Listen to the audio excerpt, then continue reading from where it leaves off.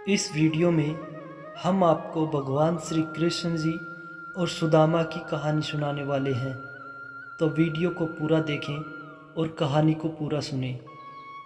सुदामा श्री कृष्ण के बाल सखा थे। दोनों ने गुरुकुल में एक साथ शिक्षा ली थी। सुदामा बेहद ही गरीब ब्राह्मण थे। उन्हें खाने के लिए भिक्षा का सहारा लेना पड़ता था, क्योंकि वह सच्चे ब्राह्मण थे। इसलिए वह केवल 5 घरों से ही दिन भर में भिक्षा मांगा करते थे।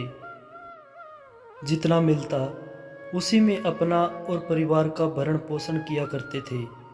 यह भिक्षा उनके लिए पर्याप्त नहीं थी, अर्थात उनका और परिवार का पेट ठीक प्रकार से नहीं भर पाता था।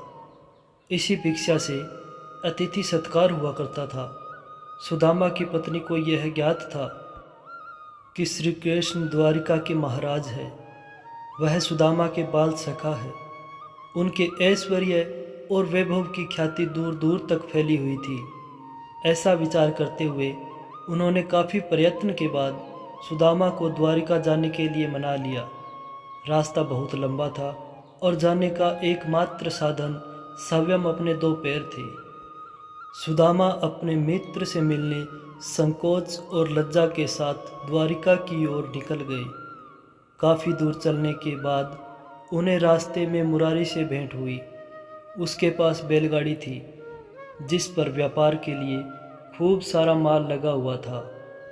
मुरारी ने सुदामा को अपने साथ द्वारिका चलने के लिए मना लिया। रास्ते भर मित्र की भांति मुरारी सुदामा के साथ हंसी टिंटोली करता रहा। द्वारकाधीश उसके मित्र है, इस पर भी उसका उपहास करता रहा, किंतु सुदामा उसकी बातों पर जरा भी क्रोध नहीं करता।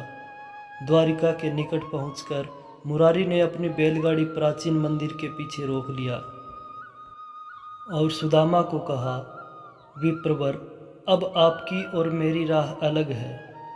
अब आप द्वारिका प्रस्थान कीजिए और मैं अपने व्यापार के लिए आगे बढ़ूं। ऐसा कहते हुए दोनों अपनी राह अलग अलग चुन ली। सुदामा कुछ दूर ही गया होगा कि वह धन्यवाद और उससे कहाँ रहता है यह जानने के लिए मंदिर के पीछे आया, किंतु वहाँ कोई नहीं था और ना ही बैलगाड़ी या उसका नामो निशान। सुदामा आश्चर्यचकित हो गया। उसके समझ में कुछ नहीं आ रहा था।